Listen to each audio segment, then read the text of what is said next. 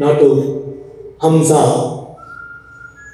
কাহিনী সূত্র তমাল বন্দ্যোপাধ্যায়, রচনা পরিচালনা ও মঞ্চ ভাবনা সুশান্ত কুমার হালদার, আবহ পরিকল্পনা কৌশিক বসু, আলো সুজিত বিশ্বাস, শীষ ধ্বনি স্নেহাশিস গণ চৌধুরী, নামাঙ্কন অমৃতাভ দে।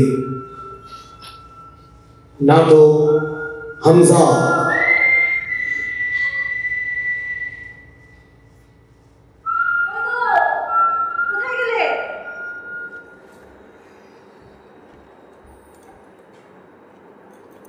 বলি কটা বাজে সে খেয়াল আছে?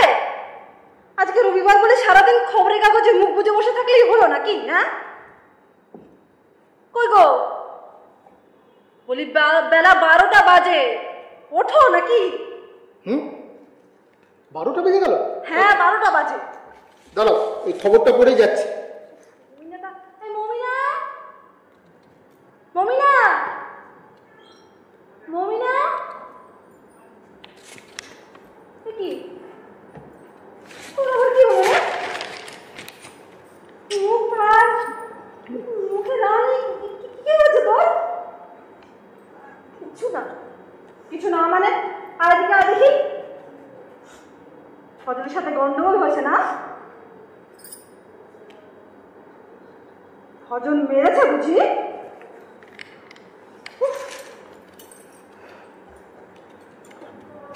বুঝি না বাপু, বুঝি না। সারাদিন লোকের বাড়িতে হাড় ভাঙা খাটুনি খেটেও, লোকের মুখে অন্ন জুটেও, তারপরেও ভাত তোলে গায়ে। নীলিমা, নীলিমা, এও এক শ্রেণী সংগ্রাম।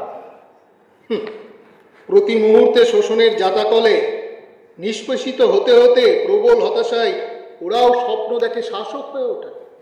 আর তখন নিজের পাশে থাকা সঙ্গীটাকে অত্যাচারের মধ্যে দিয়ে খুঁজে নেয় শোষণের বিকৃত আনন্দ।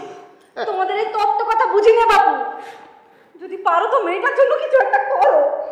মমিনা, মমিনা, এই মমিনা!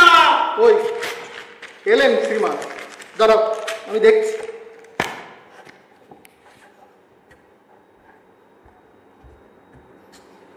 কি ব্যাপার ফজল? মাস্টারমশাই, মমিনা আছে? হ্যাঁ আছে। কোথায়? কোথায় সে? এই যে হারামজাদি ফজল! মাস্টারমশাই, আপনি তো জানেন মমিনা আমার দিদি। হ্যাঁ, ওই কাজীকে সাক্ষী রেখে ও ফজলকে শাদী করেছে। হ্যাঁ, আমরা সকলে সাক্ষী হয়েছি। মাস্টারমশাই, আমি তোর বর, ওর ইনকামের হকের টাকা তো আমার। একদম না। না মানে?